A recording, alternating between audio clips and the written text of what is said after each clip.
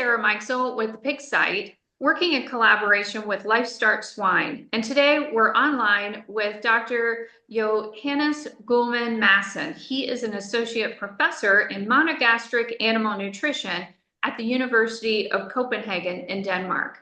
Dr. Masson research has focused on intrauterine growth restriction, low birth weight piglets, gut health, optimizing and developing milk replacer and infant formula, and using a pig as a model for human nutrition and physiology. Thanks for being with us today, Johannes. Thanks a lot for having me. It's a pleasure. Very good. And today we want to talk about low birth weights in newborn piglets and what producers can do to try to help these little piglets get off to a good start. So we'll kind of start at the beginning with kind of what's the problems that come along with this. So Johannes, what are the biggest challenges that low birth weight piglets pose? Well, from my point of view, the biggest pros is that they increase the mortality rate in the litter, so they are often exposed to or they simply easier die because they have low Right. energy reserves and they die due to hypothermia and undernutrition. So that's one thing. The other thing is that the ones that do survive, they grow slower and they have poorer feed efficiency than their larger litter mates. And they also need more days to reach slaughter rate. And when they reach slaughter rate, they probably have lower quality carcass traits and so on. So overall, they are impairing the economy and the sustainability of the pig production. So what you're seeing is these low baby birth weight or these low birth weights stay with these piglets throughout their entire life. Yeah, that's what I believe. It's very difficult to it's to reverse the negative impact of the IUGR. It's also a bit complicated to it. There are some low birth rates that are not IUGR necessarily, and they will grow fast, but there is a fairly great proportion that are have been exposed to IUGR, and they will be negatively impacted, I think, the rest of their life. And what Especially if it's weights, oh, I'm sorry, I didn't no, mean to no, please. interrupt, but Johannes, what weights fall into that category that you would consider low birth weights? Yeah, that's also a topic for debate because now I am from Denmark, and we a lot of Danish farmers they use with very large litters. So we would probably say that low birth weight are between 800 grams and 1,000 grams. But others might say, you need to go up to 1.2 kilos before it's low birth weight. That's also below 1.2 is also low birth weight. So that's depending on the genetics that you use and the litter size. But I would say below 800 grams, it starts to get complicated. They are tough. Yeah, very good, very good. Well, thank you for that, kind of explaining that. And I didn't mean to interrupt you before, but No, I was thinking we need to kind of quantify probably what is considered low birth weight because it might be different in different parts of the world. So I appreciate that. And you've done a lot of research on this. Tell us a little bit about your research that you've done and what are some of the key findings? yeah. What we have been looking into is using different artificial rearing strategies, which are not they are not necessarily legal. So we have used it for research purposes. So we have tried to do some artificial rearing from day zero, so right after birth, in rescue decks, which are decks designed for rescuing vulnerable piglets. And there we have tried to compare low with normal birth weight pigs and also giving them an optimized milk replacer. And when I say optimized milk replacer, we try to increase the fat and the protein content so it resembled the sow milk. Um, it was complicated. They didn't grow as much as we want because we might have a simple theory that if we just supply sufficient amounts of optimized milk replacer, they will just eat it because they are hungry. But that Right. just didn't happen. Ah, In another experiment, we did a temporary artificial rearing within the farrowing pen. So for 6 hours, we had the smallest, and then the next smallest, and then we also gave some optimized milk replacer. And then we took them out again for the sow, and then we took some others in this confined area. And then we did that for the first 3 days. And they survived, and they were growing slowly, and they did eat the milk replacer. But after the 3 days where we had the confinement, it was tough again. So it's like there is we can do something the first 3 days, which is also the most that's where most piglets die. So that's where the Right, mortality rate is the greatest. So I think that is where we need to do something, but we just, in my opinion, we don't know enough about how we can get them to eat.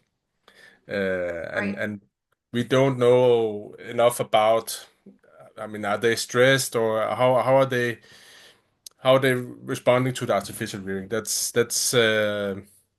there are other colleagues that know more about the behavior and stuff like that. Yeah. So it's complicated, but it's also interesting. Right. And the milk replacer that you're talking about is completely different than the colostrum they're getting in the first, 6 hours or 6 to 12 hours, right? The milk replacer for these studies is kind of an optimized version of milk, right? Replacement similar to what a sow's milk, but what you're saying is you had a hard time getting them to drink that, right? What was the method? Was it like in a pan or were you bottle feed? I'm just curious. Yeah, so in the experiment with the rescue decks, we had these simple cups that you can also install in the fairing pens. But actually, in the other experiment where we had the confinement in the fairing pens, we have a collaborator, SIGES, which is a Danish research organization for agriculture, and a collaborator there, Vivi Mostrup. She designed an artificial udder. Oh, interesting. With the artificial teats Yeah. so they could the piglets could also um yeah, what you say, have more natural supply Experience, of right? milk experience. Yeah, exactly. Yeah. So that was the whole idea, and that could also be further developed. I know she's working a lot on that. S- but we don't know if there have been some older studies that suggested that they are more keen on drinking if it's an artificial odor rather than it's just a cup. Right. But they can learn to drink from the cup very early. That's for sure. We have seen that in different studies. Yeah. Very good. And it does sound like that first 3 days, like you were saying, is really critical, right? From a mortality and death standpoint, right? They are definitely, and I think it's also the first 3 days that there is not a big difference between the pigs that are artificially reared and the pigs that stay with the sow. It's after that it's the sow, the piglets that stay with the sow, they just grow tremendously, Right. and the other ones they are left behind. Yeah, so I think that's the days we need to focus on. That's where we need to do something. Interesting. Very Yeah. good. Well, let's talk a little bit further about this kind of, what are some of the practical strategies that can be used, on farm for these low birth weight piglets? It sounds like you've done some work here with, obviously with milk replacer, but what are the other things that people can do? I think what most Danish farmers they do to cope with the large litters is use the use of nurse sows. And then that is a fine strategy. It depends on how you look at it, because if you use the nurse sows, you have to move the piglets around a lot, and you don't know the age of the piglets, and that may cause a problem when you wean the piglets, because the diet that you use there is really focused on the age of the piglets, because the development of the digestive system, it's depending on the age and not the size. Hmm. And you can spread a lot of diseases, and there's a lot of extra work. So if you could, some people argue that it would be a good idea to reduce the number of nurse sows used. And you could do that. You could maybe combine different strategies. So you maybe use nurse sows only for the small piglets, for example, for the IUGR, Right. maybe in combination with some temporary artificial rearing and some optimized milk replacer. But then again, you also, I mean, I'm a researcher, so I don't think so much about economy, but I know, of course, that's the main issue for the farmers. So they will not buy a very expensive milk replacer if they don't get anything out of it. So yeah, so I think that there's still more work to be done, but it's complicated. Yeah, it's very complex, isn't it? So, Yeah. and let's talk a little bit about how the sow fits into this, right? So, how can sow nutrition and management maybe help reduce and manage these low birth weight piglets before they're ever even born, right?